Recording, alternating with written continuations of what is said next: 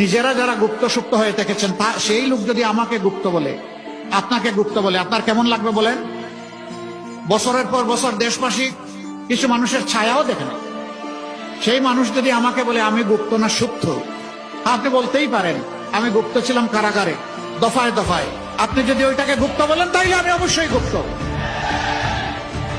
আমি এদেশের মানুষকে বিপদের মুখে ফেলে দিয়ে আমি পালিয়ে যাইনি, আমি ইচ্ছা করলে পালিয়ে যেতে পারতাম। আমি শুধু না, আমার সহকর্মীরা পালিয়ে যায়নি। নিশ্চিত মৃত্যু জেনে আমাদের সহকর্মীরা সাহস করে বাংলাদেশে ফিরে এসেছে। এই এলাকায় ইবনে সিনা হাসপাতাল আছে, ডায়াগনস্টিক সেন্টার আছে। এর প্রাণ পুরুষ ছিলেন মীর কাসেম আলী। সেই সময়টা তিনি ছিলেন আমেরিকায়, যিনি বাংলাদেশের অর্থনীতিকে পাল্টে দিতে চেয়েছিলেন, যিনি এদেশের যুবকদেরকে কাজ দিয়ে উদ্দীপ্ত করেছিলেন।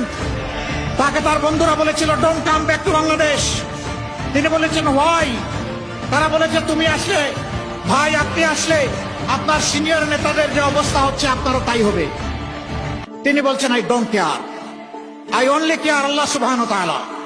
আমি আল্লাহ ছাড়া কাউকে কেয়ার করি না। আমি আসব, আমার বিরুদ্ধে মামলা হবে, আদালতে দাঁড়াবো, স্পষ্টভাবে চিৎকার দিয়ে বলবো আমি টোটালি নিষ্পাপ, নিরপরাধ। আমার বিরুদ্ধে যে মামলা করা হয়েছে এই পাপ আমি করি নাই, এই অপরাধ আমি করি নাই, এটা সাজানো, পাতানো এবং মিথ্যা। এরপরে আমার যদি ফাঁসি হয়, ফাঁসি হবে, আমি আল্লাহর দরবারে শহীদ হয়ে কবুল হয়ে যাব।